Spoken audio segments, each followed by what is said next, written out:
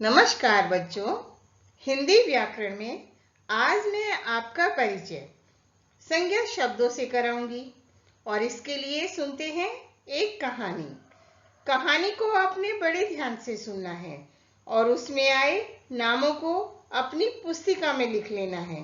कहानी का नाम है मूर्ख भीरू गधा। दीनानाथ नाम का एक नमक का व्यापारी था। वह गंगा नदी के किनारे के एक गांव में रहता था। गांव का नाम सोनपुर था।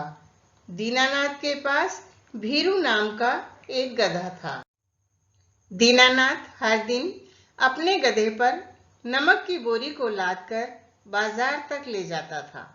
रास्ते में उन्हें एक नाला पार करना होता था।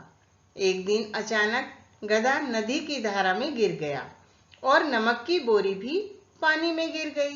नमक पानी में घुल गया और इसलिए बोरी बहुत ही हल्की हो गई। वजन कम होने से गधा बहुत खुश था। अब गधे ने प्रतिदिन नदी में गिरना शुरू कर दिया। बोरी हल्की हो जाती और वह आसानी से उसे उठा लेता। नमक बेचने वाले को गधे की चाल समझ में आ गई। दीनानाथ ने भीरू को सबक सिखाने का फैसला किया। अगले दिन उसने भीरू गधे की पीठ पर एक कपास की थैली लाद दी।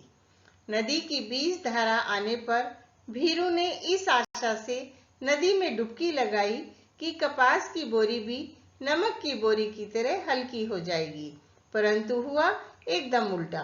बोरी हल्की होने के बजाय बहुत भारी हो गई।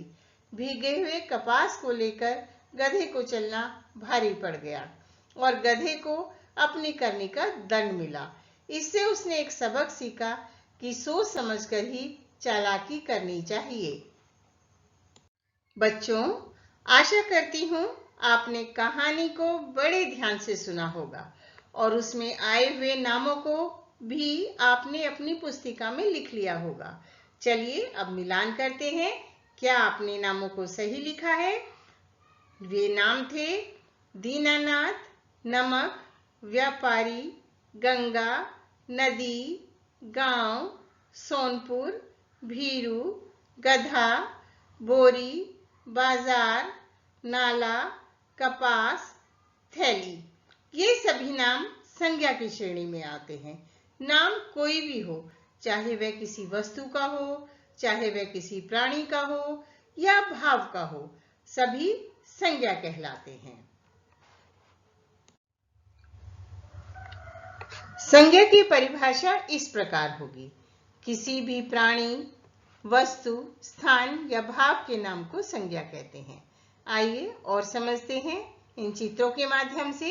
ये है श्री नरेंद्र मोदी, ये एक गधा है, ये एक लड़का है, ये एक लड़की है, रसगुल्ला, ये एक हरियाली का चित्र है और ये एक नदी का चित्र है। ये सभी किसी न किसी के नाम हैं।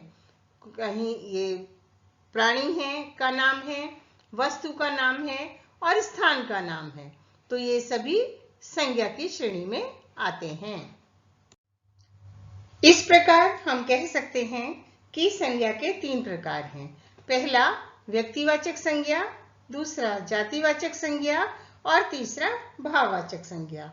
इन संज्ञा के तीनों प्रकारों के बारे में मैं एक वीडियो पहले ही बना चुकी हूँ। डिस्क्रिप्शन बॉक्स में मैंने उसका लिंक भी डाल दिया है।